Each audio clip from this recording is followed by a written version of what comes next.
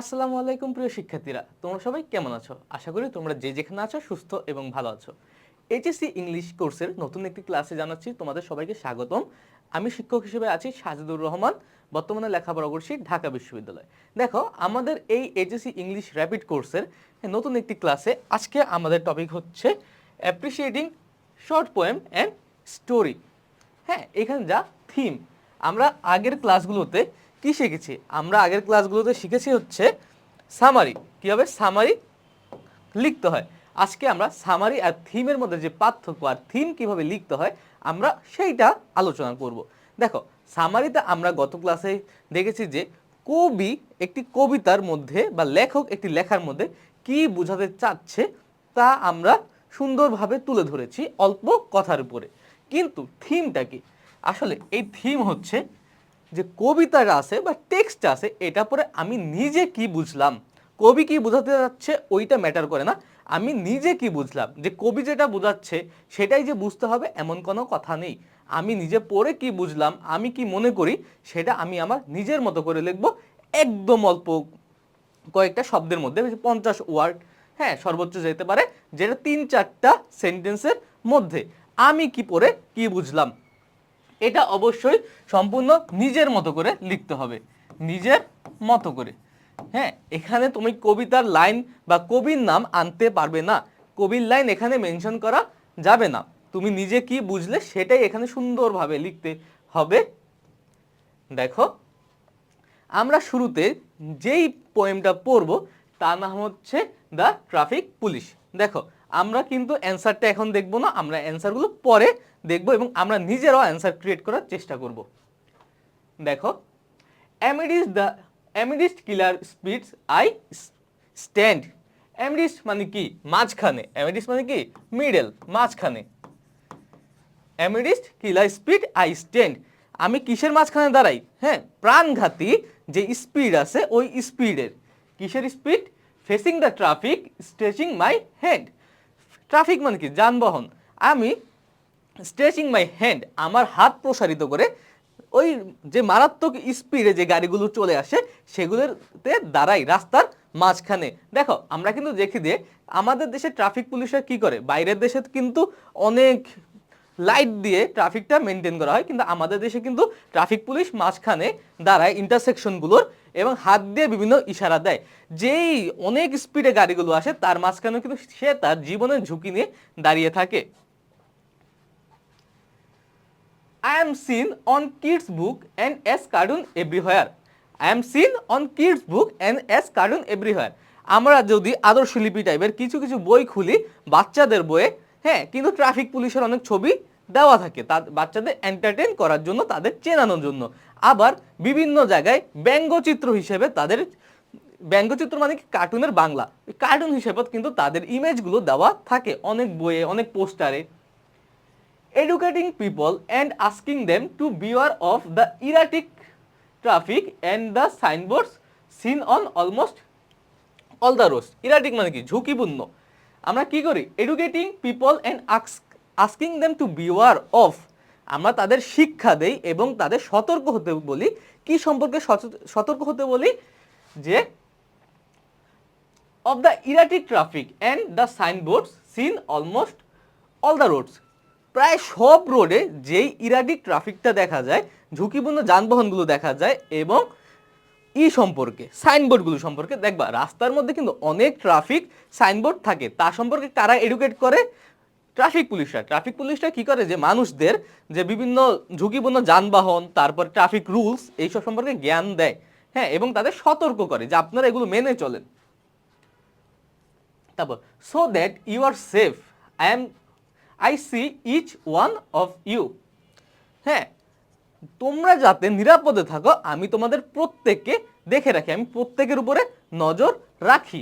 একটা traffic police কিন্তু প্রত্যেকের উপর একটা নজর রাখে, যে যে যাওয়ার দরকার নেই, একটু পরে যান, সিগন্যাল দিলে তারপর যান, এইসব বিভিন্ন কথা বলে। বাট মাই সোয়েট, সোয়েটে তো ঘাম, মাই প্লাইট, প্লাইট মানে কি? দুঃখ দুর্দশা, অন দ্য রোড সিজ হু, আমি তো আপনার সব কিছু খেয়াল রাখি, আপনাকে নিরাপদে রাখার চেষ্টা করি, কিন্তু আমার যে ঘাম ঝরে, আমার যে দুঃখ কষ্ট, এটা কে দেখে? এটা তো দেখার কেউ নাই, সে এটা আক্ষেপের সাথে প্রকাশ করছে। একটা ট্রাফিক পুলিশের যে দুঃখটা, সেই দুঃখটা এখানে প্রকাশ পাচ্ছে। Be it sunny or rainy, for your safety I must be vigil and agile. দেখো, be it sunny or rainy মানে কি, এটা বর্ষার দিন হোক বা গ্রীষ্মের দিন হোক, মানে রোদ থাকুক আর বৃষ্টি থাকুক, doesn't matter, for your safety I must be vigil and agile. Vigil মানে কি সতর্ক, এবং অ্যাজাইল মানে কি কর্মতৎপর। আপনাদের ঝড় বৃষ্টি আমি পরোয়া করি না, আপনাদের নিরাপত্তার স্বার্থে আমি সব সময় সতর্ক থাকি এবং কর্মতৎপর থাকি। আমি আমার কাজ নিয়ে সিরিয়াস একটা ভূমিকা পালন করি, যাতে আপনাদের কোনো ক্ষতি না হয়। On the middle standing erect, erect মানে কি সোজা খাড়াভাবে, as fit as fiddle, fiddle মানে কি বেহালা। আপনাদের নিরাপত্তার জন্য আমরাই সব সময় সব সিজনে কিভাবে সোজা হয়ে দাঁড়িয়ে থাকি, as fit as a fiddle, একটা বেহালার মতো। একটা বেহালা যেমন সোজা হয়ে দাঁড়িয়ে থাকে, সেও ওইভাবে বেহালার মতো রাস্তার মাঝখানে দাঁড়িয়ে থাকে। দেখো, এই আমরা একটা কবিতা বললাম, এই কবিতাটা মেনলি কিসের উপরে? ট্রাফিক পুলিশের উপরে কেন্দ্র করে লেখা হয়েছে। এটা পড়ে তুমি কি বুঝতে পারছো?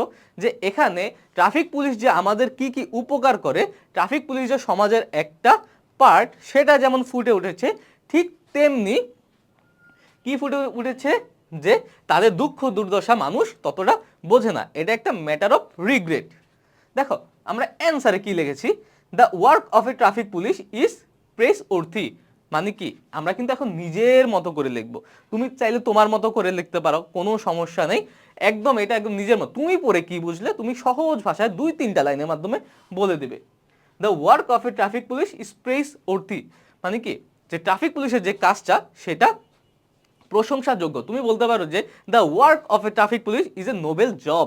ট্রাফিক পুলিশের এটাকে সম্মানীয় পেশা। He works for the safety of the common people. সে কি করে? সে আমাদের যে সাধারণ জনতা আছে তাদের সেফটির জন্য কাজ করে। অথবা দিতে পারো, হি is always careful for the safety of the people. হ্যাঁ, এটা তুমি তোমার মতো দিবে। দেখো, আমি কিন্তু এটার পাশাপাশি তোমাদের যে নিজের থেকে যে অন্য কোনো কথাও দিতে পারো, সেগুলো কিন্তু বলে দিচ্ছি। Even he has to work amidst killer speeds. হ্যাঁ, সে কি করে? কমন মানুষকে সাহায্য করার জন্য, সাধারণ জনকে সাহায্য করার জন্য সে কিলার স্পিডও ফেস করতে কোনো দ্বিধাবোধ করে না। সে প্রাণঘাতী স্পিডের মধ্যে দাঁড়িয়ে থাকে। তুমি কিন্তু এখানে এইভাবে দিতে পারো যে সে তার জীবনের ঝুঁকি নিয়ে কিন্তু তার ডিউটি পালন করে। At her life's risk he is responsible for his duty. তুমি কিন্তু দিতে পারো যে তার জীবনের রিস্ক থাকা সত্ত্বেও সে তার যে রেসপন্সিবিলিটি, দায়িত্ব, সেটা পালন করে। দো it is Sunny and rainy, এটা বৃষ্টির দিন হোক বা এটা সুন্দর একটা দিন হোক, রৌদ্রময় দিন হোক, হি ইজ অলওয়েজ ভিজিল, সে সবসময় সতর্ক, কর্মতৎপর। But we do not honour him as he deserve, কিন্তু সে যতটা সম্মান ডিজার্ভ করে আমরা ততটা দেই না। তারপর তুমি এখানে দিতে পারো যে it is a matter of sorrow that we couldn't feel his pain. এটা একটা দুঃখের বিষয় যে আমরা তার দুঃখকে, হ্যাঁ, আমরা তার কষ্টকে বুঝতে পারি না। এটা কিন্তু তোমরা সুন্দরভাবে দিতে পারো যে আমি কিন্তু এটার পাশাপাশি তোমরা যে নিজের মতো করে একটা দিতে পারো। একটা থিম হাজারো ওয়েতে লেখা যায়, যেই ওয়েতে লিখবে সেটাই রাইট। দেখো, এখানে কিন্তু একদম 2 লাইনে শেষ করে দিছে, দেখছো? জাস্ট এটাই হচ্ছে এটার মেন পয়েন্ট, যে একটা ট্রাফিক পুলিশের যে দুঃখ দুর্দশা সেটাই আমরা এখানে মেনশন করেছি। দেখো, আমরা পরবর্তীতে এখানে খেয়াল রাখবে যে নট মোর দ্যান 50 ওয়ার্ডস, 50 ওয়ার্ডের উপরে যাতে না যায়। এখানে বলেছি কি, the school boy by William Blake. William Blake একটা কবিতা লিখেছে যার নাম হচ্ছে দ্য স্কুল বয়। এটা সম্পর্কে আমরা এখন আলোচনা করব। I love to rise in a summer mourn. এখানে মর্ন দ্বারা বোঝাচ্ছে morning. Morning, I love to rise in a summer mourn. আমি একটি গ্রীষ্মের সকালে উঠতে ভালোবাসি। When the bird sing on everywhere, যখন প্রত্যেকটা গাছে পাখি ডাকে। হ্যাঁ, প্রত্যেকটা গাছে তখন পাখি ডাকে। দেখো, এখানে বলা হচ্ছে মেনলি বাইরে। উইলিয়াম ব্ল্যাক যেহেতু পশ্চিমা একটা দেশের নাগরিক, হ্যাঁ, সে একটা ব্রিটিশ নাগরিক বা আমেরিকান নাগরিক, সে কি করছে ওইখানে কিন্তু সারা বছর বরফ পড়ে, হ্যাঁ, ওয়েদার কিন্তু হিম শীতল থাকে। কিন্তু সামারের সময় দেখবে যে ওইখানের ওয়েদারটা খুবই সুন্দর থাকে, একদম রোদ উঠে, হ্যাঁ, তারা ছোট ছোট জামা কাপড় পরে, গেঞ্জি পরতে পারে, অন্যান্য সময় তো জ্যাকেট পরে থাকে। তখন ওই সামারের সময় গাছপালা নতুন পাতা আসে, তারপরে পাখিরা ডাকে, কিচিরমিচির করে, সুন্দর একটা ওয়েদার থাকে। হ্যাঁ, আমাদের দেশে তো সামার একটা কমন, গাছে গাছে পাতা একটা কমন, কিন্তু ওইসব দেশে কমন না। এই কারণে ওইসব দেশে সামারকে অনেক অনেক সুন্দর একটা সিজন হিসেবে ধরা হয়। দেখো, I love to rise in the summer mourn, একটা সুন্দর সুন্দর গ্রীষ্মের সকালে আমি উঠতে চাই, হ্যাঁ, উঠতে ভালোবাসি। When the bird sing on the every tree, যখন প্রত্যেকটা গাছে পাখি গান গায়। The distant huntsman winds his horn, distant মানে কি দূরবর্তী, হান্টসম্যান মানে কি শিকারী, উইন্স মানে কি ফুঁক দেওয়া, হর্ন মানে কি বাঁশি বা শিঙা। হ্যাঁ, যখন দূরে কোনো শিকারী তার শিঙায় ফু দেয়, শিঙায় ফু দিয়ে সে শিকার করে, শিঙা মানে কি বাঁশি। And the Skylark sings with me, Skylark মানে কি চাতক পাখি, স্কাইলার্ক মানে কি চাতক পাখি। দেখো, একজন তার সুন্দর সকালকে কিভাবে বর্ণনা করছে, যে আমি গ্রীষ্মের একটা সুন্দর সকালে উঠতে চাই, উঠতে ভালোবাসি। হ্যাঁ, ওই সকালে কি হয়, এবার ওই সকাল সম্পর্কে একটু ডিসক্রাইব করছে, যে ওই সকালে গাছে গাছে পাখি থাকে, দূরে তখন তো অন্যান্য প্রাণীরাও বের হয়, কারণ তখন তো গ্রীষ্ম, তখন তার বরফ টরফ থাকে না। দূরে হান্টসম্যান মানে শিকারী তার বাঁশি বাজায়, শিঙায় ফুঁক দেয় শিকার করার জন্য, এবং চাতক পাখি ওই তার সাথে গান গায়, মানে কি চাতক পাখির গানের সুর শোনা যায়। ও হোয়াট সুইট কোম্পানি, মানে সবকিছু মিলে একটা গ্রেট একটা কম্বিনেশন, যে চারদিকে এত সুন্দর ওয়েদার, হ্যাঁ, সবকিছু মিলে একটা perfect combination.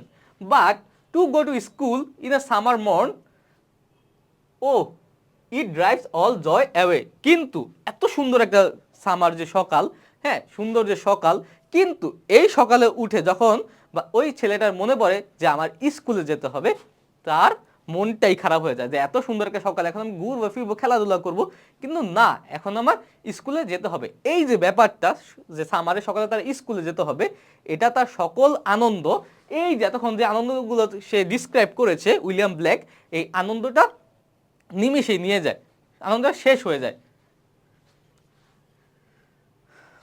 Under a cruel eye outworn the little ones spend the day, ones দ্বারা কি বোঝানো হয়েছে, ওয়ান্স, এখানে কিন্তু ওয়ানের প্লুরাল ফর্ম, ওয়ান্স দ্বারা চিলড্রেনদের বোঝানো হয়েছে, চিলড্রেন, ওয়ান্স দ্বারা চিলড্রেনকে বোঝানো হয়েছে।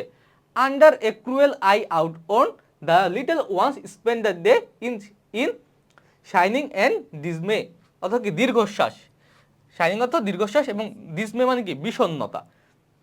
এখানে কি বোঝানো হচ্ছে মেনলি, যে আন্ডার এ ক্রুয়েল আই আউটন, স্কুলে, হ্যাঁ, নিষ্ঠুর, ক্রুয়েল আই আউটন নিষ্ঠুর চোখের দৃষ্টিতে, মানে এখানে নিষ্ঠুর চোখের দৃষ্টি কাদের বোঝানো হচ্ছে, টিচারদের, হ্যাঁ, টিচারদের কঠোর, আউটন মানে হচ্ছে জীর্ণ, জীর্ণ কঠোর, হ্যাঁ, চোখের নিচে, এই যে বাচ্চাদের সারাটা দিন কাটাতে হয়, কিভাবে তারা সারাটা দিন কাটায়, হ্যাঁ, শাইনিং অ্যান্ড ডিজমেতে, বিষণ্ণতা এবং দীর্ঘশ্বাসে, যখন কিছু ভাল লাগে না, বোর ফিল করে, তখন কিন্তু তারা দীর্ঘশ্বাস ছাড়ে এবং ডিজমেতে ভোগে, মানে বিষণ্ণতা ফিল করে। এখানে এইটাই বলা হয়েছে, যে স্কুলে তারা যখন যায়, তারা একটুও পছন্দ করে না, টিচারদের চোখগুলো তখন তাদের কাছে ক্রুয়েল মনে হয়, হ্যাঁ, মনে হয় কি তারা নির্দয়, কঠোর, হ্যাঁ, এবং তারা সবসময় ভয়ে থাকে, তারা দীর্ঘশ্বাস ফেলে, হ্যাঁ, বিষণ্ণতায় ভুগে। এখানে এটাই বলা হয়েছে। দেখো, আমি একটু বাংলায় ডিসক্রাইব করার চেষ্টা করি, যে একটা সুন্দর গ্রীষ্মের সকালে একটা ছেলে উঠে, চারদিকে পাখি ডাকে, হ্যাঁ, দূরে শিঙায়, হ্যাঁ, ওই শিকারি ফুক দেয়, তারপরে শার্লক, হ্যাঁ, তার মানে কি চাতক পাখি তার সাথে গান গায়, সুন্দর একটা কম্বিনেশন। কিন্তু হঠাৎ তার মনে পড়ে যে আমার স্কুলে যেতে হবে, এই জিনিসটা তার মনের সব আনন্দকে নিয়ে যায়, নিমিষেই নিয়ে যায়। এবং নেওয়ার পরে কি হয়, যে সে স্কুলে যায়, এবং স্কুলে যে তার যে টিচারদের চোখ দৃষ্টি আছে, ক্লাসগুলো করে, তার কাছে এটা খুবই খারাপ, ক্রুয়েল একটা ব্যাপার মনে হয়, যে টিচাররা তাদের চোখ দিয়ে একদম একটা অত্যাচার করছে, হ্যাঁ, তারা ফিল করতে পারে না এই গ্রীষ্মের এই মজাটা। তারপর কি করে, তারা সারাদিন পার করে দীর্ঘশ্বাস এবং হতাশায়, হ্যাঁ, বিষণ্ণতা বোধ করে তারা। দেখো, এই যে আমরা বললাম, এটা দেখি যে কি হতে পারে। The main idea of the poem is is about the innocence and tenderness of childhood. এই যে এই মেন আইডিয়াটা এখানে লেখার মধ্যে যে এই থিমটা কি, হ্যাঁ আইডিয়া জায়গায় তুমি থিমও লিখতে পারো, কোনো প্রবলেম নেই। যে একটা বাচ্চার টেন্ডারনেস আছে, কোমলতা আছে এবং ইনোসেন্সনেস আছে, যে সে যে কতটা নিষ্পাপ, হ্যাঁ এটাই এখানে ফুটে উঠেছে। A child naturally loves a summer morning, birds chipping, huntsman horn and skylark songs. যে a child naturally loves a summer morning, যখন কি হয় তখন যখন পাখিরা গান গায়, স্কাইলার্কও গান গায় এবং চারদিকে সুন্দর পাতা থাকে, তারপরে হান্টসম্যান শিকারি সিংহায় ফু দেয়, এটা হচ্ছে তার একটা সুন্দর পরিবেশ। তুমি এখানে নিজের মতো লিখতে পারো যে the the beauty of summer, হ্যাঁ gives the children a lot of joy, মানে এই সামারের যে সৌন্দর্য চিলড্রেনদের অনেক মজা দেয়, এটা তুমি তোমার মতো দিতে পারো। তাহলে কিন্তু কি সামারের যত সৌন্দর্য আছে সব একটা সেন্টেন্সের মধ্যে চলে আসলো। তারপর going to school in the morning, a child can not enjoy this natural boundaries. যে এই যে ন্যাচারাল বাউন্ডারিজগুলো আছে, প্রাকৃতিক প্রাচুর্যতা আছে, এটা স্কুলে যাওয়ার জন্য বাচ্চারা এগুলো ফিল করতে পারে না। তারপরে তুমি এখানে এমনভাবে দিতে পারো যে স্কুলের কারণে তারা এসব থেকে বঞ্চিত হয়, হ্যাঁ স্কুল তাদের থেকে এসব কেড়ে নেয়। The children are deprive of this natural beauty because of the school বা because of the student regulation, এগুলো বলতে পারো, তুমি তোমার মতো বলতে পারো, কোনো প্রবলেম নেই। তারপরে so school should B children friendly, সুতরাং স্কুলগুলো কি হতে হবে, চিলড্রেনদের বন্ধু সুলভ হতে হবে, হ্যাঁ যে বাচ্চারা যেখানে আনন্দ পাবে। তুমি এখানে দিতে পারো যে children should be more friendly, হ্যাঁ তারপর children should be cope up with the school should be cope up with the children because they can enjoy the beauty, যাতে তারা এই যে ইয়াটা আছে, যে সামারের যে সৌন্দর্যটা আছে সেটা তারা ফিল করতে পারে। এটা তোমরা তোমাদের মতো দিতে পারো, কোনো প্রবলেম নেই। দেখো আমাদের আরেকটা কবিতা হচ্ছে dream.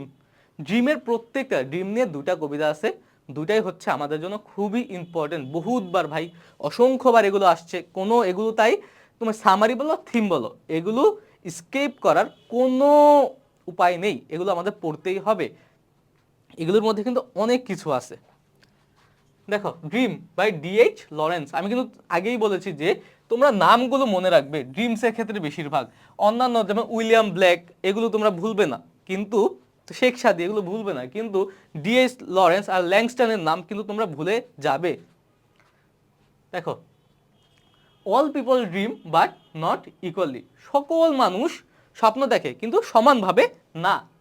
Those who dream by night in the dusty races of their mind, those who dream by night in the dusty races of their mind, যারা রাত্রে স্বপ্ন দেখে কোথা থেকে, ডাস্টি ধূলিপূর্ণ, recesses of their mind, recesses মানে কি নিবৃতে, যারা রাত্রে তাদের ধূলিপূর্ণ বা ময়লাযুক্ত মনের নিবৃত থেকে স্বপ্ন দেখে, wake up in the morning to find that it was vanity, vanity মানে কি নিষ্ফল, সকালবেলা উঠে এবং দেখে কি যে তারা যে স্বপ্নটা দেখছে ওটা সম্পূর্ণ নিষ্ফল। এখানে কি বোঝানো হচ্ছে মেইনলি, যে সবাই স্বপ্ন দেখে কিন্তু সবার স্বপ্ন সেম না, কেউ কেউ রাত্রে স্বপ্ন দেখে, হ্যাঁ কোথা থেকে, মনের একটা অন্ধকার জায়গা থেকে, নিবৃত থেকে, একটা ময়লা ধূলিযুক্ত নিবৃত স্থান থেকে স্বপ্নগুলো দেখে রাত্রে ঘুমিয়ে ঘুমিয়ে, এবং সকালবেলা উঠে দেখে কি এটার কোনো রিয়েলিটি নাই, এটা একদম ভ্যানিটি, একটা নিষ্ফল একটা জিনিস।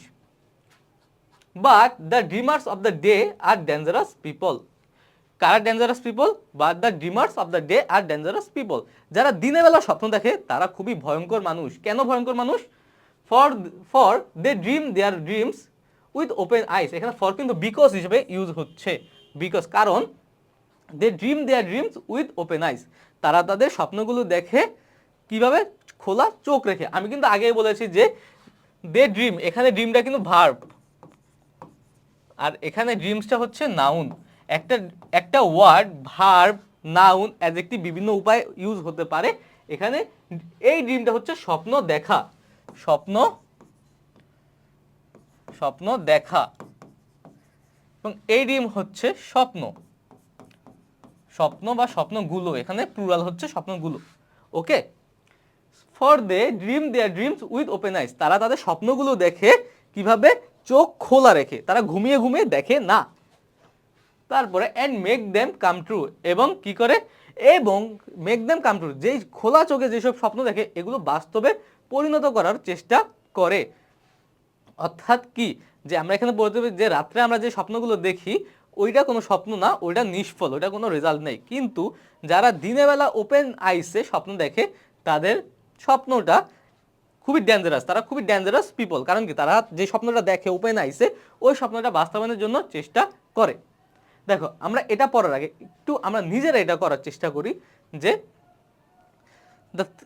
দেয়ার are two kinds of dreamer in the world. আমরা প্রথম লাইনটা যে all people dream but not equally, এটা না দিয়ে বলতে পারি যে there are two kinds of dreamer in the world. হ্যাঁ, one kind is night dreamer and other kind is day dreamer. হ্যাঁ, night dreamer, the result of night dream is vanity, নিষ্ফল, এটা কোনো রেজাল্ট নেই। হ্যাঁ, in the morning there is no outcome, সকালবেলা এর কোনো আউটকাম নেই, এর কোনো ফলাফল নেই। But the people who dream in day with open ice are the real people, অথবা দিতে পারে ডেঞ্জারাস পিপল, বিকজ কি কারণে?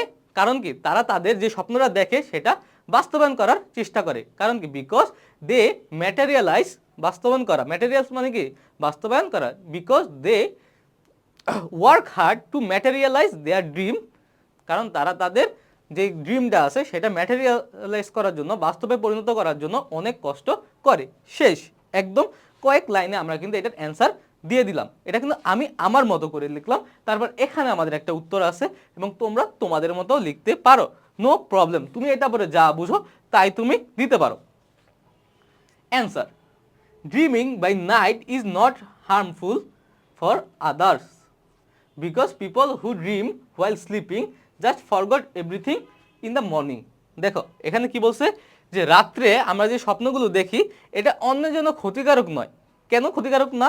এখানে কিন্তু আমরা কিন্তু একভাবে, আমি একটু আগে বলেছি, এখানে কিন্তু আমরা আরেকভাবে লিখেছি। এটা কারণ কি, আমরা দেখাচ্ছি যে সেম থিম আমরা কয়েকভাবেই লিখতে পারি। তুমি কি বুঝতে পেরেছো এটা তুমি তোমার মতো লিখবে, আমি কি বুঝতে পেরেছি আমি আমার মতো বলবো। এখানে কি বোঝানো হয়েছে এটা এর মতো বলবে, মানে কি মানুষ ভেদে এটা আলাদা হতে পারে। এটা কোনো অঙ্ক না যে প্রত্যেকের সেম রেজাল্ট হওয়া লাগবে। এটা কবি না, এটা কোনো সামারি না যে কবি একটা জিনিসে বোঝাচ্ছে এটা সবাই বুঝবে। এটা থিম তুমি তোমার মতো দিতে পারো। 100 মানুষের থিম 100 রকম হতে পারে, কারণ কি সবার চিন্তাধারা একরকম নয়। দেখো এখানে বলা হচ্ছে dreaming by night is not harmful for others because people who dream while sleeping just forgot everything in the morning. যারা রাত্রে স্বপ্ন দেখে তাদের যে স্বপ্নগুলো, ওই মানুষগুলো অন্যের কোনো ক্ষতি করতে পারে না। কারণ কি, তারা রাত্রে স্বপ্ন দেখে এবং সকালে উঠে সব ভুলে যায়। তারপর দে ক্যান, তারপর এখানে বলা হচ্ছে but those who dream by day can cause harm to other, কিন্তু যারা দিনে স্বপ্ন দেখে তারা অন্যের ক্ষতি করতে পারে। কিভাবে? They can do anything to materialise their dreams, তারা তাদের ড্রিমটা, স্বপ্নটা বাস্তবে পরিণত করার জন্য যা কিছু করতে পারে। আমরা কিন্তু আগেও একটা কোট শুনেছি যে স্বপ্ন ওইটা নয় যেটা আমরা ঘুমের মধ্যে দেখি, স্বপ্ন ওইটা যা আমরা খোলা চোখে বা জেগে থেকে দেখি। অর্থাৎ কি, যারা খোলা চোখে স্বপ্ন দেখে তারা ওই স্বপ্নটা পূরণ করার জন্য উদ্গ্রীব হয়ে থাকে। তারা শুধু ভাবে যে তারা কিভাবে ওই স্বপ্নটা বাস্তবে পরিণত করবে এবং সেইভাবেই তারা কাজ করে। ইনশাল্লাহ তোমরা খোলা চোখে স্বপ্ন দেখবে যে তোমরা এইচএসসি থেকে ভালো রেজাল্ট করবে, তারপর ভালো একটা ইউনিভার্সিটিতে ভর্তি হবে, এবং খোলা চোখে দেখে, রাত্রে ঘুমিয়ে ঘুমিয়ে না, কিন্তু ঘুমিয়ে ঘুমিয়ে তোমরা কিছুই দেখবে না, ওটা নিষ্ফল। তোমরা খোলা চোখে দেখবে একটা ভালো রেজাল্ট করার, ইনশাল্লাহ সেই অনুযায়ী তোমরা হার্ড ওয়ার্ক করবে এবং এর ফলাফল আল্লাহ তোমাদের দিবে। দেখো ড্রিমসের আরেকটা হচ্ছে সেম নাম, কিন্তু এটা লিখছে কি ল্যাংস্টন হুকস। ল্যাংস্টন হিউক্স এটা লিখেছে। এখন আমরা কিন্তু ল্যাংস্টন কি বোঝাচ্ছে এটা কিন্তু আমরা থিমে বলবো না, আমি নিজে কি বুঝতেছি এটা পড়ে আমি কিন্তু সেটাই এখানে মেনশন করব। দেখো হোল্ড মানে কি ধরা, hold fast to dreams for if dreams die, শক্ত করে ড্রিম ধরো, তাড়াতাড়ি তোমার স্বপ্নটাকে ধরে রাখো। হ্যাঁ, ফর ইফ ড্রিমস ডাই, যদি ওই ড্রিমসটা মারা যাওয়ার আগে, স্বপ্ন মরে যাওয়ার আগেই তুমি স্বপ্নটাকে ধরে রাখো যাতে স্বপ্নটা মরে না যায়। Life is A broken winked bird that can not fly. Life is A broken winked bird মানে কি, ব্রোকেন উইংড বার্ড মানে কি, যেই পাখিটা ডানা ভাঙা। জীবন একটা ভাঙা ডানা ভাঙা পাখির মতো, দ্যাট ক্যান নট ফ্লাই, যেই পাখিটা উড়তে পারে না। এখানে কোন লাইফকে বোঝানো হচ্ছে? Life without dream, without dream, life without dream মানে কি? যে লাইফে স্বপ্ন নাই ওই লাইফটা একটা ডানা ভাঙা পাখির মতো। যেমন একটা ডানা ভাঙা পাখি উড়তে পারে না, সেভাবে যদি আমার জীবনে কোনো স্বপ্ন না থাকে তাহলে আমি আমার লাইফে কোনো শাইন করতে পারবো না, আমি লাইফে সাকসেস হতে পারবো না। এই যে এই পার্টটা এখানে এই পার্টটায় এইটুকুই বোঝানো হয়েছে যে আমাদের জীবনে ড্রিম থাকাটা খুবই জরুরি। তারপরে দেখো আমরা নিচের অংশ পড়ি। হোল্ড ফাস্ট টু ড্রিমস, তাড়াতাড়ি তোমার স্বপ্নকে ধরো। ফর হোয়েন ড্রিমস গো, যখন ড্রিমসটা বের হয়ে যেতে চাচ্ছে, যখন তোমার মন থেকে স্বপ্নটা বের হয়ে যেতে চাচ্ছে তখন তুমি তাড়াতাড়ি তোমার এই স্বপ্নটাকে আঁকড়ে ধরো। Life is A barren field frozen with snow, এই লাইফটা কি? এই লাইফটাও এই যে life without dream, life without dream, life is A barren field. Barren field মানে কি? অনুর্বর ভূমি। ফ্রোজেন উইথ স্নো, যেই ভূমিটা ওই স্নো দিয়ে ঢাকা, বরফ দিয়ে যেই ভূমিটা ঢাকা। এখন দেখো যদি একটা ভূমি যদি অনুর্বর হয়, সেখানে কি কোনো চাষাবাদ করা যাবে? সাপোজ যাচ্ছে কিভাবে? রাসায়নিক সার দিয়ে, কীটনাশক দিয়ে। কিন্তু যদি ওই জমিটা আবার বরফ দিয়েও ঢাকা থাকে তাহলে কি রাসায়নিক কীটনাশক দিলেও কোনো কাজ হবে? হবে না। তাহলে বলেছে যে হোল ফাস্ট টু ড্রিমস, তাড়াতাড়ি তোমার স্বপ্নকে ধরো। For it dreams go, for when dreams go, তোমার স্বপ্নটা তোমার মন থেকে বের হয়ে যাওয়ার আগে। আমরা কি করি যে একটা স্বপ্ন দেখি, একটা টার্গেট নেই, কিন্তু আমরা ওইটা পূরণ করতে পারি না, তার আগেই আপনাদের ওই টার্গেটটা শেষ হয়ে যায়, যে না পারবো না, আমরা গিভ আপ করে দিই। কিন্তু না, এখানে গিভ আপ না করার কথা বলেছে। Life is A barren field frozen with snow. যদি আমাদের লাইফে কোনো স্বপ্ন না থাকে, স্বপ্ন বলতে এখানে কি বোঝানো হয়েছে? এইম। ড্রিমস বলতে এখানে বোঝানো হয়েছে এইমকে। এখানে কিন্তু মেইন টার্গেট হচ্ছে এইম। যদি আমাদের লাইফে কোনো এইম না থাকে, লক্ষ্য না থাকে, স্বপ্ন না থাকে, তাহলে আমাদের লাইফটা একটা অনুর্বর ভূমির মতো হয়ে যাবে, যেই ভূমিতে কোনো রকম চাষাবাদ করা সম্ভব হয় না। দেখো আমরা এইটার ইয়েটা কিভাবে দিতে পারি, যে এইখানে সবচেয়ে ইম্পর্টেন্ট পার্ট হচ্ছে dream, aim in life. We must have a dream in our life. If we don't have a dream we can not success in life. Without a dream our life is a ship without a rudder. যেমন একটা radar ছাড়া একটা sheep চলতে পারে না, সেইভাবে dream ছাড়া আমাদের লাইফ চলতে পারে না। এখানে আমরা এটাই বোঝাচ্ছি যে without a dream our life is like a ship without it's radar. তারপরে বলতে পারো যে টু সাকসেস ইন লাইফ বা to succeed in life, for success in life, যা ইচ্ছা তুমি লিখতে পারো, সমস্যা নেই। We must have a dream, আমাদের অবশ্যই স্বপ্ন থাকতে হবে। এটা কিন্তু আমি বললাম তোমাদের, বুঝেছো? আমি আমার মতো করে বললাম, তুমি তোমার মতো করতে পারো। এখানে মতো লিখছে, the importance of dream in our life is the main theme of the poem. এই পোয়েমের মেইন থিম কি? মেইন থিম হচ্ছে স্বপ্নের যে গুরুত্ব আছে আমাদের লাইফে, ওইটাই। Without dreams our life will be ডাল অ্যান্ড হোপলেস। স্বপ্ন ছাড়া আমাদের জীবনটা নির্জীব এবং আশাহীন হয়ে যাবে। So we have to cherish, মানে কি চেরিশ মানে কি? লালন করা, ধারণ করা। We have to cherish dreams to success in life. আমাদের জীবনে সফল হতে হলে আমাদের ভিতরে স্বপ্ন ধারণ করতে হবে, একটা স্বপ্ন পালন করতে হবে যে আমি লাইফে এটা করব। If we fail once we should dreams afresh. যদি আমরা একটা স্বপ্ন আমাদের পুরো নাই হতে পারে, কিন্তু এটা আমাদের হাল ছাড়া যাবে না। আমাদের কি করতে হবে? নতুনভাবে একটা স্বপ্ন দেখতে হবে এবং নতুনভাবে শুরু করতে হবে। Dreams will one day bring us success. এই স্বপ্নই একদিন আমাদের সফলতা এনে দেবে। এই স্বপ্নই একদিন আমাদের কি এনে দেবে? সফলতা এনে দেবে। তারপর তুমি তোমার মতো লিখতে পারো, কোনো প্রবলেম নেই। দেখো এতক্ষণ আমরা কি বললাম? কবিতার যে ড্রিম আছে, কবিতার যে থিম আছে, ওইগুলো পড়লাম। আমরা কবিতাগুলো একটু তোমাদের ভালোভাবে পড়ানোর চেষ্টা করেছি, কারণ ম্যাক্সিমাম সময় দেখা যায় যে কবিতায় এই থিম আসে। আর এই যে আরেকটা ব্যাপার হচ্ছে, এই থিমটা কিন্তু শুধু তোমাদের এইচএসসি পরীক্ষা এটার জন্য ইম্পর্টেন্ট না। থিম কিন্তু তোমাদের অ্যাডমিশন পরীক্ষায় অবশ্যই আসবে। থিম বা সামারি কিন্তু অবশ্যই ঢাকা বিশ্ববিদ্যালয়ে রিটেন এক্সামে এসে থাকে। সো এটা কিন্তু হেলাফেলা করার জিনিস না। দেখো এখন আমরা পড়বো যে টেক্সট থিম, যে আমরা এই টেক্সটটা পড়বো, এই টেক্সট থেকে আমরা কি বুঝতে পারলাম সেটা আমরা নিজের মতো লিখবো। দেখো আমরা টেক্সটটা পড়ার চেষ্টা করি। The নিগ্রো is still not free. এখানে নিগ্রো দ্বারা কাদের বোঝানো হচ্ছে? শ্বেতাঙ্গদের। কোন দেশের শ্বেতাঙ্গদের? আমেরিকার শ্বেতাঙ্গদের। মার্টিন লুথার কিং এর ওই পার্টটা এখানে তুলে দেওয়া হয়েছে। The নিগ্রো is still not free. নিগ্রোরা এখনো ফ্রি না, মুক্ত না। The life of the নিগ্রো is sadly crippled by the manacle of segregation, and the chain of discrimination. দেখো এখানে কিন্তু আমাদের কিন্তু শব্দ অর্থ জানা খুবই জরুরি থিম বা সামারি করার জন্য। কি কারণে? যদি আমরা এখানে কি বুঝিয়েছে সেটাই যদি আমরা না বুঝি, আমরা কিন্তু সুন্দরভাবে এটার অ্যান্সার করতে পারবো না। সেহেতু আমাদের কিন্তু সুন্দরভাবে শব্দ অর্থগুলো বোঝানো লাগবে। ক্রিপল মানে কি? পঙ্গু হওয়া। ক্রিপল বাই দ্য ম্যানাকেল মানে কি? হাত করা। যে পুলিশরা যে হাত করা বেঁধে রাখে ওটা হচ্ছে ম্যানাকেল অফ সেগ্রিগেশন মানে কি? বিচ্ছিন্নতা, সেপারেশন। অ্যান্ড দ্য চেইন মানে সিকল অফ ডিসক্রিমিনেশন, বৈষম্য। তাহলে বাংলায় কি হয়? The life of the নিগ্রো is still sadly cripple by the manacle of segregation. যে এই নিগ্রোদের জীবন এখনো কিভাবে পঙ্গু করা হয়েছে? হ্যাঁ, সেগ্রিগেশনের মানে বিচ্ছিন্নতার হাত করা দিয়ে এবং চেইন অফ ডিসক্রিমিনেশন এবং বৈষম্যর শিকল দিয়ে পঙ্গুদের নিগ্রোদের পঙ্গু বানিয়ে রাখা হয়েছে। দেখো একটা মানুষের যখন হাত পায়ে শিকল আর হাতে হাত করা যদি পরানো হয়, সে কি হাঁটতে পারবে? অবশ্যই পারবে না, সে কিন্তু পঙ্গুর মতোই বিহেভ করবে। এখানে মার্টিন লুথার কিং কি বুঝাচ্ছে? যে নিগ্রোদের সেগ্রিগেশনের মানে সেপারেশনের, বিচ্ছিন্নতার হাত করা এবং চেইন অফ ডিসক্রিমিনেশন, বৈষম্যর শিকল দ্বারা তাদের হাত পা বেঁধে কি করা হচ্ছে? ক্রিপল মানে পঙ্গু করে রাখা হয়েছে। The Negro lives on a lonely island of poverty. হ্যাঁ, নিগ্রোরা কিভাবে? লনলি আইল্যান্ড অফ পভার্টি মানে কি? দারিদ্রতা। নিগ্রোরা একটি দারিদ্রময় কি থাকে? দ্বীপে থাকে। ইন দ্য মিডিস্ট মানে কি? মাঝখানে,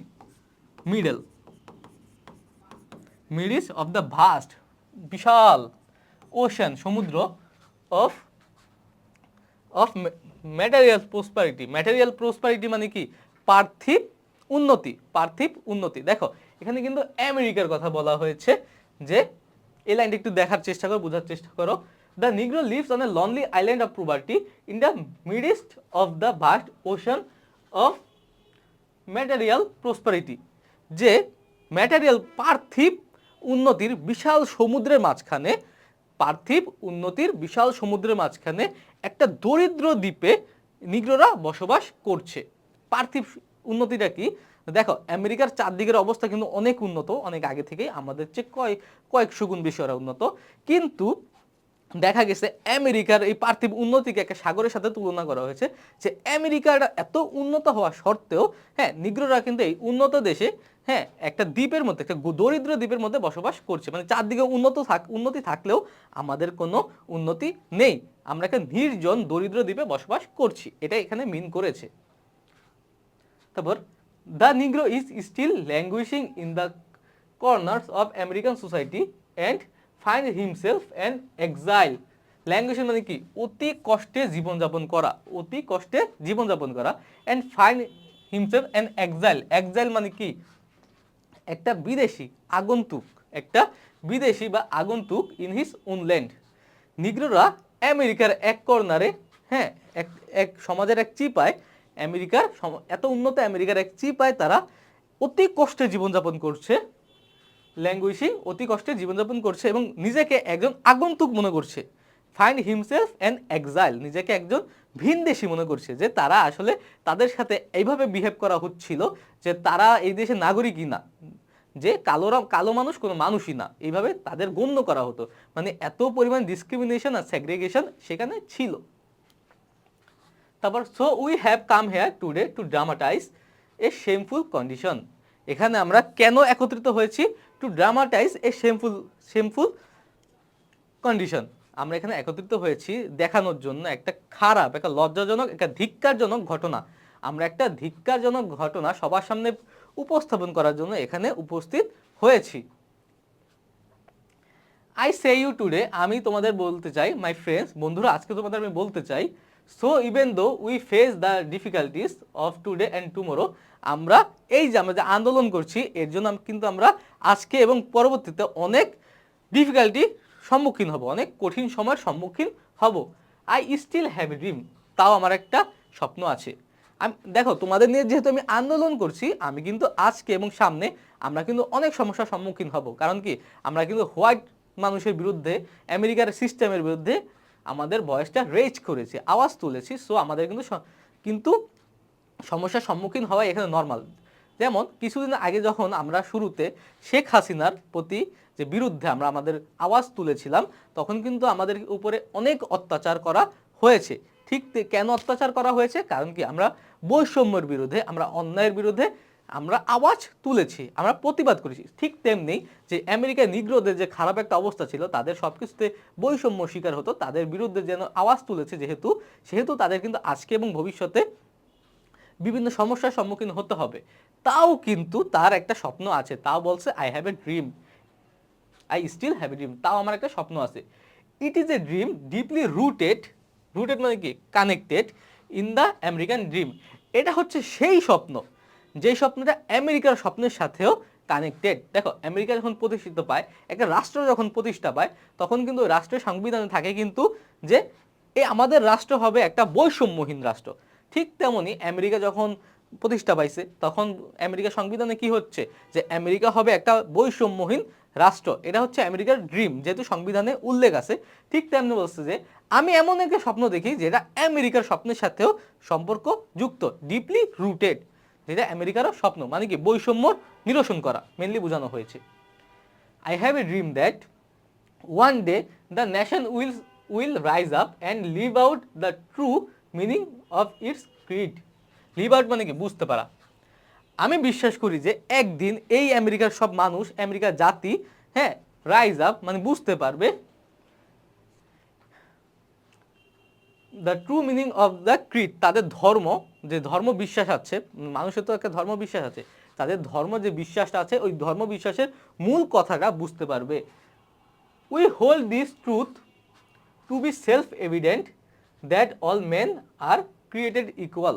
আমরা এই স্বপ্নটা ধারণ করি, হ্যাঁ, আমরা নিজেরা এই স্বপ্নটা ধারণ করি যে সব মানুষ হচ্ছে সমান, অল মেন আর ক্রিয়েটেড ইকুয়াল, মানে আল্লাহ বা ঈশ্বর সবাইকে সমানভাবে তৈরি করেছে।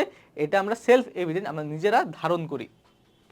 তারপর I have a dream that one day on the red hills of Georgia, হ্যাঁ, আমি বিশ্বাস করি যে একদিন কি হবে, জর্জিয়ার যে লাল হিলগুলো আছে, পাহাড়গুলো আছে, ওই the sons of formal slave, যে আগের যে দাস আছে, দাসের সন্তানেরা, and the sons of formal slave owner, এবং যে দাসগুলো ছিল তার মালিকের সন্তানেরা, will able to sit down together at the table of brotherhood, ভ্রাতৃত্বের বন্ধনে বা ভ্রাতৃত্বের টেবিলে একসাথে বসবে। মার্টিন লুথার কিং আরও কি বিশ্বাস করে? সে বিশ্বাস করে যে একদিন এমন একটা সময় আসবে যখন জর্জিয়ার লাল পাহাড়ে, হ্যাঁ, স্লেভ বা দাসদের সন্তানেরা এবং দাস মালিকের সন্তানেরা একসাথে ভ্রাতৃত্বের টেবিলে বসবে, মানে কি তাদের মধ্যে, দাসের সন্তানদের আর দাস মালিকদের সন্তানের মধ্যে কোনো ডিফারেন্স থাকবে না। এই লাইনটার মেন কথা হচ্ছে এটাই। I have a dream that, আমার একটি স্বপ্ন আছে যে one day even the state of Mississippi, দেখো এখানে মিসিসিপি বানানটা কিন্তু ইম্পর্টেন্ট, আমি জাস্ট তোমাদের যেহেতু আসলো তাই আমি তোমাদের দেখিয়ে রাখলাম, অ্যাডমিশনে কিন্তু এসে থাকে। I have a dream that one day even the state of Mississippi, এই স্টেট সোয়েল্টারিং মানে কি, জলা বা পোড়া বা জলা, পোড়া, sweltering with the heat of injustice, sweltering with the heat of operation মানে কি, নির্যাতন, অত্যাচার, নিপীড়ন। এখানে কি বলেছে, I have a dream that one day even the state of Mississippi, এই state sweltering with heat of injustice, কিসের হিট অফ ইনজাস্টিস, আমি বিশ্বাস করি যে একদিন মিসিসিপিটা কি, ওই স্টেট, ওই অঙ্গরাজ্য, স্টেট মানে কি অঙ্গরাজ্য, যেই স্টেটটা কি হচ্ছে, ইনজাস্টিসের হিট দ্বারা পুড়ছে, হ্যাঁ, অবিচারের তাপে পুড়ছে, হ্যাঁ, বা অবিচারের তাপে জ্বলছে, sweltering with the heat of operation, অত্যাচারের তাপে জ্বলছে, মানে কি মিসিসিপি এমন একটা স্টেট ছিল, আমেরিকার অঙ্গরাজ্য ছিল, যেখানে খুবই বেশি ইনজাস্টিস ছিল এবং অপারেশন ছিল, মানে নিগ্রোদের খুবই খারাপ অবস্থা ছিল। ওইখানে নিগ্রোদের প্রতি কোনো দয়া মায়া দেখানো হতো না, তাদের অত্যাচার করা হতো। Will be transferred into an oasis. Oasis মানে কি? মরুদ্যান। মরুদ্যান, oasis of freedom and injustice. মানে আমি বিশ্বাস করি যে একদিন এই যে মিসিসিপিটা মরুদ্যানে পরিণত হবে, যেখানে স্বাধীনতা এবং জাস্টিস থাকবে, স্বাধীনতা এবং ন্যায় বিচার থাকবে। দেখো এখানে আমি সহজ ভাষায় বলে দিই যে মিসিসিপি হচ্ছে এমন একটা রাজ্য যেখানে ওই রাজ্যটা কিসের তাপে পড়ে? কিসের? ইনজাস্টিসের, অবিচারের তাপে এবং নির্যাতনের তাপে ওই রাজ্যটা পুড়ছে। মানে রাজ্যটার অবস্থা খুবই খারাপ, এখানে নিগ্রোদের অবস্থা শোচনীয়। কিন্তু ওই রাজ্যই একদিন মরুদ্যানে পরিণত হবে, যেখানে ফ্রিডম থাকবে আর ন্যায় বিচার থাকবে। মরুদ্যানকে দেখো, যখন মরুভূমিতে শুধু বালি আর বালি থাকে, কিন্তু যখন তুমি ওই মরুভূমিতে একটু কি খুঁজে পাও? একটা বাগান খুঁজে পাও যেখানে ছায়া আছে। হ্যাঁ, ছায়া আছে, ওইখানে তুমি রেস্ট নিবা একটু, দেখো তো তুমি কত খুশি হবা। কত সুন্দর একটা জায়গা, যে মরুভূমিতে মাইলের পর মাইল যতদূর চোখ যায় শুধু বালি আর বালি, আর এত তাপ যা হাঁটাও যায় না। কিন্তু ওইখানে যদি তুমি একটা বাগান দেখো, হ্যাঁ, যেখানে তুমি রেস্ট নিতে পারবে, তাহলে কত সুন্দর একটা জায়গা, একটা মরুদ্যান, ওয়েসিস। এটাই বলা হচ্ছে যে ওই মরুদ্যানের মতোই একদিন মিসিসিপি হয়ে যাবে, যেখানে স্বাধীনতা থাকবে, ন্যায় বিচার থাকবে। I have a dream that, আমার একটা স্বপ্ন আছে যে my 4 little children will one day live in a nation where they will not be just by their colour of their skin but the content of their character. আমার একটা স্বপ্ন আছে যে একদিন আমার যে 4জন সন্তান এমন একটা দেশে বসবাস করবে, তার 4টা সন্তান ছিল যারা নিগ্রো, তারাও নিগ্রো, এমন একটা দেশে বসবাস করবে, হ্যাঁ, যেখানে তাদের স্কিন কালার দিয়ে, মানে তাদের যে কালো রং, কালো বর্ণ দিয়ে তাদের জাজ করা হবে না। তাদের কি দ্বারা জাজ করা হবে? কন্টেন্ট অফ দেয়ার ক্যারেক্টার, তাদের গুণাবলী দিয়ে, তাদের গুণাবলী দিয়ে, তাদের চরিত্র দিয়ে তাদের জাজ করা হবে, যে তাদের চরিত্র কেমন, তাদের আচরণ কেমন, সেটা দিয়ে তাদের জাজ করা হবে। খুবই ইম্পর্টেন্ট একটা টপিক, এটা থেকে কিন্তু প্রশ্ন আসে। হ্যাঁ, তাই আমি তোমাদের সুন্দর করে চেষ্টা করেছি যে তোমরা যাতে এটার অন্তর্নিহিত যে অর্থটা আছে সেটা তোমরা বুঝতে পারো। দেখো এখানে কি বলা হচ্ছে যে অ্যান্সার, যে এটা থিমটা তুমি কি বুঝতেছো? দ্য প্যাসেজ, এখানে কিন্তু পোয়েম না, এখানে প্যাসেজ লিখবে। The passage is about the struggle and discrimination of the black people.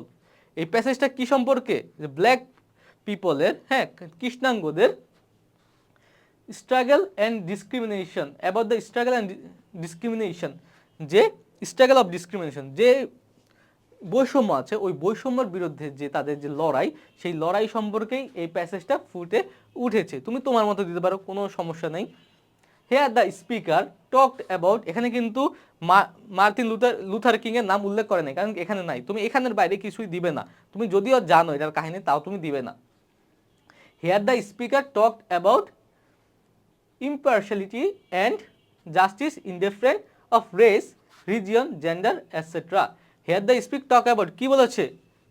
impartiality, নিরপেক্ষতা, and justice, ন্যায় বিচার, indifferent of races, যা সবার জন্য সমান হবে, races মানে জাতিগতভাবে, ধর্মভাবে, ধর্মীয়ভাবে, জেন্ডার, লিঙ্গগতভাবে, মানে জাতি, ধর্ম, বর্ণ, লিঙ্গ নির্বিশেষে সবার ক্ষেত্রে সমান জাস্টিস থাকবে, সবাই একভাবে ট্রিট করা হবে। He expressed his dream that there will be a society nation where every person will enjoy the same opportunity without facing any discrimination. সে এমন একটা জাতির আশা ব্যক্ত করেছে যেখানে সব রকমের মানুষ একসাথে মিলেমিশে বসবাস করবে, হ্যাঁ, সেম অপরচুনিটি ভোগ করবে উইদাউট ফেসিং এনি ডিসক্রিমিনেশন, যেখানে তারা কোনো বৈষম্য শিকার হবে না। তুমি তোমার মতো দিতে পারো, এইটার মতো দিতে হবে এমন কোনো কথা নেই। হ্যাঁ, কিন্তু তোমার অবশ্যই এটা মাথায় রাখতে হবে যে এটা ডিসক্রিমিনেশন কিভাবে রোধ করা যায়, কৃষ্ণাঙ্গের অবস্থা কিভাবে আরো উন্নতি করা যায়, তাই কিন্তু বলা হয়েছে। আর একদম অল্পভাবে তুমি কিন্তু যে দেখে দেখে প্যাসেজ লিখে দেবে, এটা কিন্তু থিমের ক্ষেত্রে হবে না, 0 মার্কস পাবে একদম। তুমি নিজে যা পারো নিজের মতো করে লিখবে, এর মতো করে লেখার কোনো মানেই হয় না। একদম সহজ, একদম সাবলীল ভাষায় তুমি তোমার মতো করে লিখতে পারবে। ওকে, দেখো আমরা প্যাসেজ থিম আরেকটা দেখার চেষ্টা করি। According to some myth and legends, কিছু পুরাণ এবং লোককথা অনুযায়ী, কিছু রূপকথা এবং লেজেন্ডস অনুযায়ী, হ্যাঁ পুরাণ অনুযায়ী, গাজী পীর ওয়াজ a Muslim saint who is said to have spread Islam in parts of Bengal close to the Sundarban. Gazi Pir ছিল এমন একটা যাজক, হ্যাঁ যাকে মনে করা হয় যে সে সুন্দরবনের পাশের যে বাঙালি জায়গাগুলো আছে সেখানে ইসলাম প্রচার করেছিলেন। He was credited with many miracle. Miracle মানে কি? শক্তি, অলৌকিক শক্তি। তার অনেক অলৌকিক শক্তি ছিল। ফর এক্সাম্পল, উদাহরণস্বরূপ, he could supposedly come dangerous animal and make them docile. সে কি, উদাহরণস্বরূপ সে কি করতে পারতো? সে যে ভয়ানক যে এনিমেলগুলো আছে, পশুগুলো আছে, তাদের শান্ত করতে পারতো এবং তাদের ডোকাইল শিকারি করতে পারতো, তাদের বাধ্য করতে পারতো যে সেগুলো শান্ত হয়ে যেত এবং তাদের অনুগত করতে পারতো, ডোকাইল করতে পারতো, অনুগত করতে পারতো। He is usually depicted in pads or scroll painting riding. দেখো, হি ইজ ইউজুয়ালি ডেপিক্টেড, তাকে বর্ণনা করা হয়েছিল কিসে? Pads or scroll. এখানে হচ্ছে একটা অনেক মোড়ানো কাগজ যেখানে চিত্র আকারে এবং রাইটিং আকারে তার সম্পর্কে বলা হয়েছে। তাকে কিভাবে বর্ণনা করা হয়েছে? দেখো, পেইন্টিং রাইডিং এ ফিয়ার্স লুকিং বেঙ্গল টাইগার, একটা ভয়ানক দেখতে, অনেক হিংস্র, ফিয়ার্স লুকিং মানে কি? হিংস্র একটা রয়্যাল টাইগারের উপরে বসে থাকতে, a snake in his hand but in no apparent danger. তাকে কিভাবে দেখানো হয়েছে? তাকে দেখানো হয়েছে যে একটা ফিয়ার্স লুকিং টাইগারের উপরে, একটা ভয়ঙ্কর একটা বাঘের উপরে সে বসে আছে, হাতে একটা স্নেক নিয়ে, মানে সাপ নিয়ে, এবং তার মুখে কোনো তার মুখে কোনো ভয় ছিল না, অ্যাপারেন্ট কোনো ডেঞ্জার ছিল না, তার মুখে কোনো ভয় ছিল না, মানে সে অত্যন্ত সাহসী ছিল। স্ক্রলে তাকে এভাবেই ব্যক্ত করা হয়েছে। অ্যাকর্ডিং টু সাম স্টোরিজ, কিছু কাহিনী অনুযায়ী, হি অলসো ফট crocodile who threaten the people of a region. Reason মানে কি? এলাকা। রিজন মানে হচ্ছে কি? এলাকা। ফুল অফ ক্যানেলস অ্যান্ড ক্রিক মানে কি? নদ নদী বা নদী নালা, তুমি যা বলতে পারো। Indeed a kind of watery জঙ্গল বর্ডারিং দ্য বে অফ বেঙ্গল। দেখো একটু ভেঙে ভেঙে আমরা পড়ি। According to some stories, according to অর্থ কি? অনুসারে, কিছু কাহিনী অনুসারে, কিছু গল্প অনুসারে, he was fought crocodiles who threaten the people of region full of canals and creeks. যেসব কুমিরগুলো আছে, ওই কুমিরগুলো কি করতো? একটা থ্রেট ক্রিয়েট করতো। কাদের? যেসব অঞ্চলে অনেক নদীনালা ছিল, ওই নদীনালার পাশে যারা থাকতো তাদের থ্রেট ক্রিয়েট করতো। কারা? ক্রোকোডাইলরা। ওই ক্রোকোডাইলের বিরুদ্ধে সে যুদ্ধ করত, যে ওই ক্রোকোডাইলদের সে শায়েস্তা করত, এটা হচ্ছে বলা হচ্ছে। All indeed a kind of watery জঙ্গল বর্ডারিং দ্য বে অফ বেঙ্গল মানে কি? এই যে ক্যানেলস অ্যান্ড ক্রিক, হ্যাঁ, নদীনালাগুলো কই থাকবে? সমুদ্রের পাশে। সমুদ্রের পাশে যে নদীনালাগুলো ছিল, ওই এলাকায় যেসব মানুষ থাকতো তাদের থ্রেট হিসাবে যেসব ক্রোকোডাইল মানে কুমির ছিল, ওই কুমিরদের সাথে তিনি যুদ্ধ করেছে, মানে লড়াই করেছে। Because of his alert and vigilant presence, তার সতর্ক এবং কর্মতৎপর উপস্থিতির কারণে, অল প্রেডেটরি মানে কি? শিকারী, animals were said to have been kept within bounds মানে কি? সীমানা। মানে যেহেতু তার সতর্ক অবস্থার কারণে, সে যেহেতু কর্মতৎপর এবং সতর্ক থাকতো এবং যেখানে কোনো বিপদ হতো সে সেখানে চলে যেত, হ্যাঁ, তার এই কর্মতৎপরতার কারণে যে শিকারী প্রাণীগুলো আছে তারা লিমিট ক্রস করতে পারতো না, মানে কি? তারা মানুষের ক্ষতি করতো না, এটাই বলা হচ্ছে। It was also believe that he enabled villager to live to close to the forest and jungle and cultivate their lands. এবং এটা আরও বিশ্বাস করা হয় যে সে কি করতো? সি ইনাবল ভিলেজার, সে ওই গ্রামবাসীকে ইনাবল করেছিল, যে গ্রামবাসীরা কি করতো? যে ওই জঙ্গলের পাশে চাষাবাদ করতো। এই চাষাবাদ করাটা সম্ভব হয়েছে কার কারণে? এই গাজী পীরের কারণে। এই গাজী পীরের ভয়ে কি করতো? জঙ্গলের প্রাণীরা মানুষের ক্ষতি করতে পারতো না, এর ফলে জঙ্গলের পাশে লোকরা তাদের ল্যান্ডগুলো কাল্টিভেট করতে পারতো, চাষাবাদ করতে পারতো। আগে কি হতো?